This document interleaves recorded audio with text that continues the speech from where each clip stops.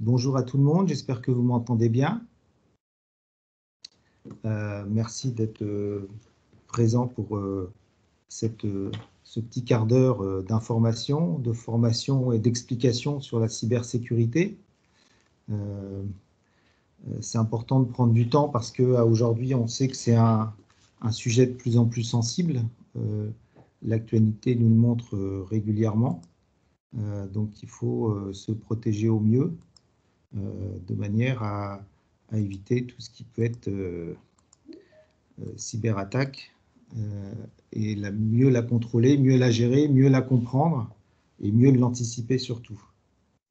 Donc, je crois que vous avez tous reçu un questionnaire avec 4 questions.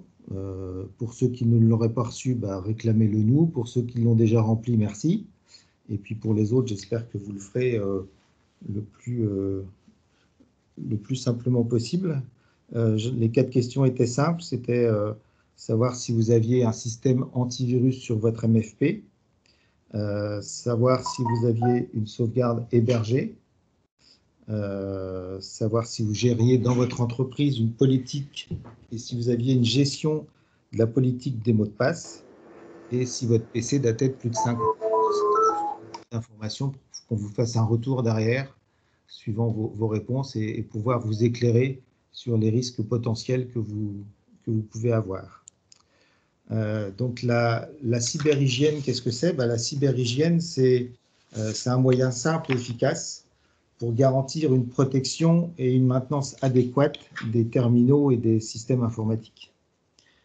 En priorité, pour se protéger en premier niveau, en complément d'un éventuel équipement en cybersécurité, il est important que toute personne en contact avec le réseau d'une entreprise, du PDG au simple stagiaire, respecte ces quelques règles simples de sécurité. Alors, une des premières étapes, ça va être de tenir un inventaire du matériel et de vos logiciels. Donc, ça veut dire que c'est connaître et répertorier l'ensemble des matériels, que ce soit les logiciels toutes les applications utilisées dans une entreprise. Alors, quand on dit les logiciels et les applications, ça comprend aussi bien tout ce qui va être outil bureautique, qui est souvent très simple à utiliser parce qu'on l'utilise au quotidien et on sait très bien ce qu'on utilise. Ça va être le ou les logiciels de messagerie, les logiciels de visio pour pouvoir faire de la visioconférence, ce qu'on fait actuellement, ou du télétravail, et également tous ces logiciels qui vont être logiciels plus métiers.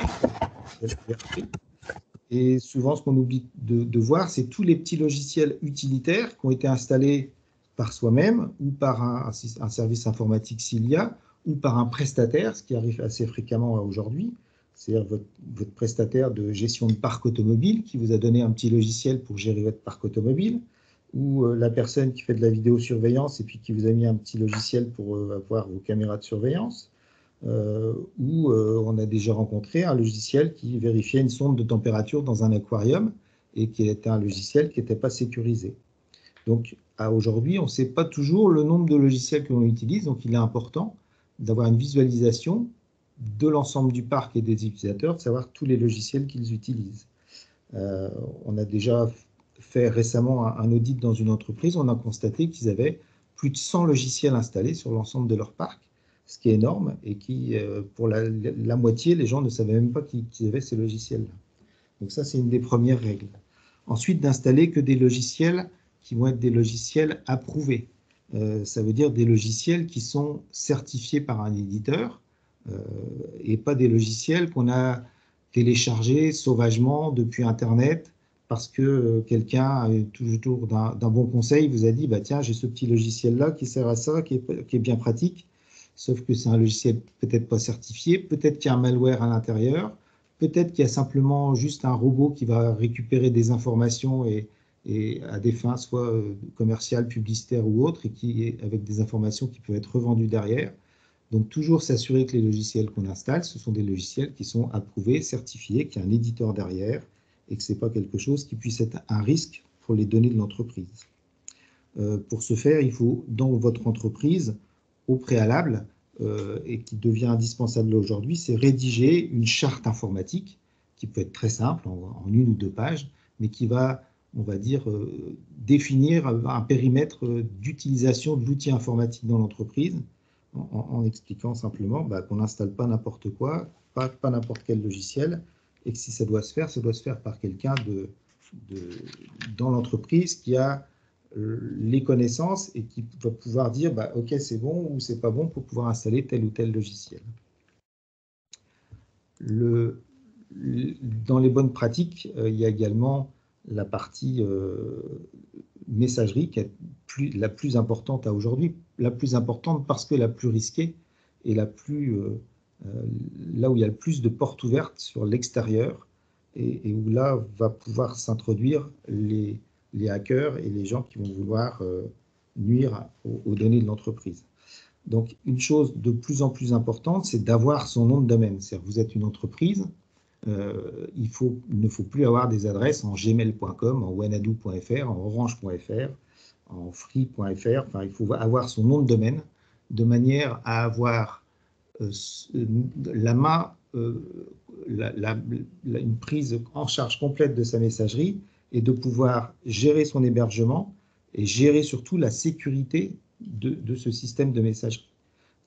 Quand on a son nom de domaine, on va pouvoir appliquer derrière des règles de sécurité, on va pouvoir gérer ses utilisateurs, on va pouvoir rajouter des options type de l'anti-spam ou du contrôle de mails entrant-sortant. Donc, on peut appliquer des règles de sécurité sur un nom de domaine qu'on ne peut pas faire sur un nom de domaine public, bien évidemment.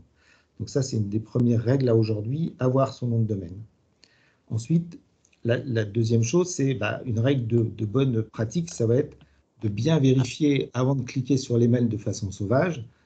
Est-ce que l'expéditeur, on le connaît? Mais bien vérifier, ce n'est pas dans la signature du mail ou dans la signature de celui qui vous écrit, c'est bien dans l'expéditeur, s'assurer que le mail que vous avez reçu de M. Dupont, qui est peut-être votre collègue, est-ce que c'est bien son adresse mail qui apparaît en haut dans l'expéditeur du mail? Est-ce que ce n'est pas une adresse qui a été usurpée et qui vous fait croire que c'est M. Dupont qui vous a écrit alors que ce n'est pas lui? Donc vraiment bien lire le message et s'assurer que quand il y a une pièce jointe, que ce soit quelque chose que vous attendez, que ce soit quelque chose qui soit cohérent par rapport à votre activité et que ce ne soit pas quelqu'un qui vous fasse simplement espérer que vous allez gagner 5 millions d'euros si vous cliquez sur la pièce jointe. C'est vraiment ces règles-là qui sont les plus importantes. Et évidemment, ne jamais répondre à un mail quand on vous demande des informations type carte bancaire, type numéro, code secret pour aller sur un site X ou Y. Donc vraiment, éviter ce genre de choses ou toujours s'assurer avant de les communiquer que vous êtes bien avec la bonne personne et que c'était bien une vraie demande et qu'elle est bien motivée, etc. etc. La dernière chose, c'est sécuriser ses impressions. Aujourd'hui, il y a des choses qui peuvent passer par les systèmes d'impression connectés. Donc, s'assurer qu'il y a bien un système qui soit sécurisé.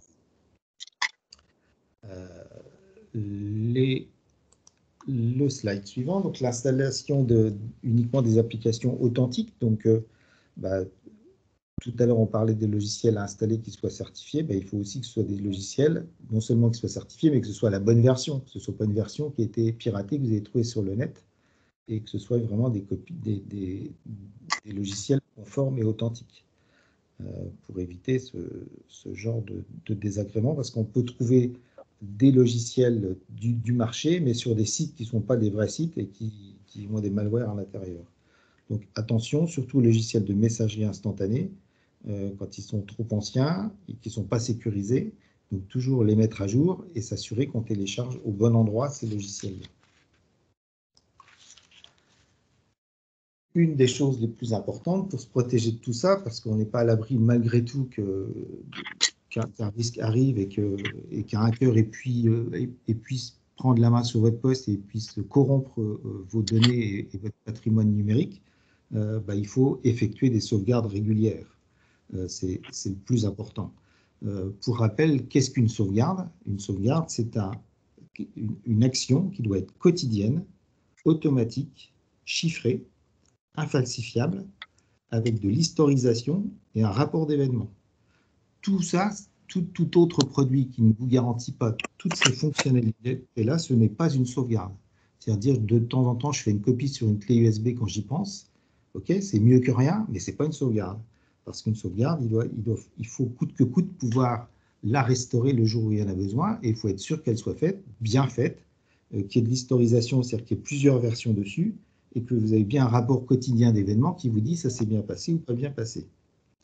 Il faut effectuer des tests de restauration, de manière à s'assurer constamment qu'on sauvegarde bien les bonnes données et qu'on puisse bien les restaurer. L'important dans tout ça, c'est pas de savoir si vous avez une sauvegarde. La bonne question à se poser, parce que tout le monde peut dire oui, j'ai une sauvegarde. L'important, c'est pas est-ce que j'ai une sauvegarde, c'est le jour où j'ai un sinistre majeur, on m'a volé mon ordinateur portable, ou il y a eu malheureusement un incendie dans la salle serveur et on a perdu toutes nos données. Bah, c'est ce jour-là, comment on rétablit une situation de travail pour tous vos collaborateurs. C'est-à-dire, qu'est-ce que vous pouvez mettre en place pour rétablir votre situation de travail informatique normale. C'est-à-dire les bonnes questions à se poser, c'est qui fait quelque chose. Est-ce que c'est en interne? Est-ce que c'est un service informatique? Est-ce que c'est un prestataire externe? Est-ce que c'est le prestataire qui vous gère votre sauvegarde? Comment il le fait? En combien de temps? Et à quel coût? La vraie question de la sauvegarde, c'est ça. C'est pas de savoir est-ce que j'ai une sauvegarde, c'est de savoir si j'ai un sinistre, comment je redémarre, comment j'assure un plan de continuité de mon activité informatique ou un plan de reprise d'activité. La bonne question, elle est là. Donc ça, c'est hyper important aujourd'hui. Adapter des configurations sécurisées. Donc là, c'est les trucs qui peuvent paraître aujourd'hui un peu anciens, mais qui existent toujours. Donc des clés USB qu'on connecte sur un ordinateur par un stagiaire qui vient dans l'entreprise ou par un fournisseur, par un client qui vous donne un document. Donc, s'assurer qu'avant ça, le poste sur lequel vous allez le mettre, qu'il est bien antivirus, que cet antivirus soit bien à jour, de manière à ce que s'il y a un souci, vous puissiez rapidement isoler ce poste ou isoler le problème si la clé USB se trouvait infectée par un virus. Les correctifs et mises à jour, toujours avoir à l'esprit que tous les systèmes dans votre parc informatique ils soient à jour, que tous les correctifs des logiciels et des systèmes d'exploitation soient à jour également, de manière à ce qu'on sait aujourd'hui que les risques d'attaque, elles sont liées à des failles dans les systèmes informatiques et que si votre système informatique n'est pas à jour, vous risquez d'avoir une faille de sécurité connue et qu'elle soit utilisée par un pirate informatique. Donc toujours s'assurer que le parc informatique est bien à jour. Associé à ça, des mots de passe. Donc toujours avoir des mots de passe pour aller ouvrir son ordinateur déjà à la base, ouvrir la session de son ordinateur. Donc toujours mettre des mots de passe qui soient complexes, c'est-à-dire avec des majuscules, des minuscules. Alors c'est forcément fastidieux parce que on s'en rappelle pas toujours. Toujours pour pouvoir être sûr qu'on ait des bons mots de passe, ça veut dire qu'il faut établir une règle pour renouveler ces mots de passe régulièrement, qui ne soient pas marqués sur le post-it accroché à l'écran, et qui ne soient pas toujours le même non plus, de manière à multiplier les mots de passe et pas avoir le même mot de passe pour tout, de manière à ce que quand on en trouve un, on puisse tout trouver. Établir une règle de renouvellement, c'est évident. Après, aujourd'hui, il existe des petits logiciels qui vont vous permettre d'avoir un gestionnaire de mots de passe, donc qui va permettre d'avoir un coffre-fort de mots de passe où vous allez pouvoir stocker vos mots de passe de façon sécurisée, les retrouver sur tous vos appareils, que ce soit l'ordinateur, le smartphone, une tablette, l'ordinateur à la maison. Donc, vous allez pouvoir centraliser tous vos mots de passe de façon sécurisée pour pouvoir les renouveler et les utiliser facilement. Donc ça, c'est vraiment ce genre de petit logiciel qui est très pratique à aujourd'hui. Ensuite, limiter les installations des logiciels sur vos ordinateurs, ça passe par un système de privilèges d'administrateur. Alors c'est un peu barbare parce que l'utilisateur des fois peut se sentir ne pas être libre de faire ce qu'il veut sur son ordinateur, mais aujourd'hui c'est important. Même moi qui suis administrateur du domaine, je ne suis pas forcément tout le temps administrateur de mon poste informatique. Je suis en session utilisateur, de manière à ce qu'on ne puisse pas installer librement n'importe quel logiciel, changer un paramètre de sécurité, désactiver un antivirus. Donc il faut absolument limiter les accès aux utilisateurs à leur utilisation de logiciels sans pour autant qu'ils puissent facilement dérégler surtout les réglages de sécurité, d'antivirus ou autres, sur leur ordinateur. Donc toujours avoir une notion d'administrateur pour pouvoir faire les installations et d'utilisateur pour pouvoir utiliser comme le nom l'indique. Enfin, l'obsolescence des matériels, il faut faire attention à son parc informatique, PC, serveur, enfin tout périphérique, imprimante, multifonction, enfin tout ce qui va se connecter à votre réseau informatique peut être une faille à aujourd'hui s'il n'a pas les correctifs nécessaires et toute la sécurité nécessaire qui est mise à jour constamment. Donc il faut impérativement avoir des parcs qui soient avec le dernier système d'exploitation, avec tous les correctifs, et éviter de garder du matériel vieillissant. On voit bien que toutes les attaques qui ont eu lieu récemment passent par des vieux systèmes qui sont restés sur le réseau informatique pour X raisons, parce que c'est une vieille utilisation d'un vieux logiciel. Le risque, il est là, c'est qu'on garde un vieux système, ce vieux système n'est plus sécurisé, n'est plus maintenu par l'éditeur, et le risque de faille, il est important, et le risque d'intrusion, il y est tout autant.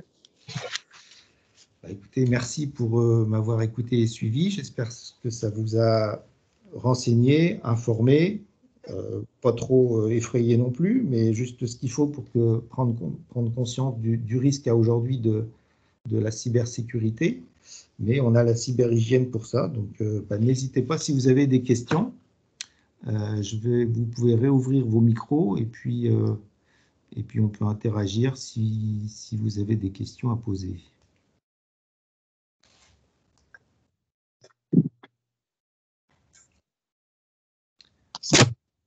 Ou également par chat si vous le souhaitez, ou alors vous pouvez nous envoyer un mail ou via le questionnaire qu'on vous a fait passer si vous voulez nous avoir plus d'informations personnalisées.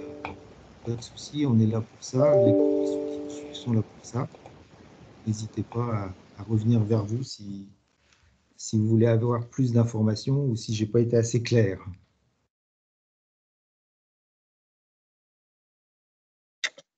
Bon, personne pour une question?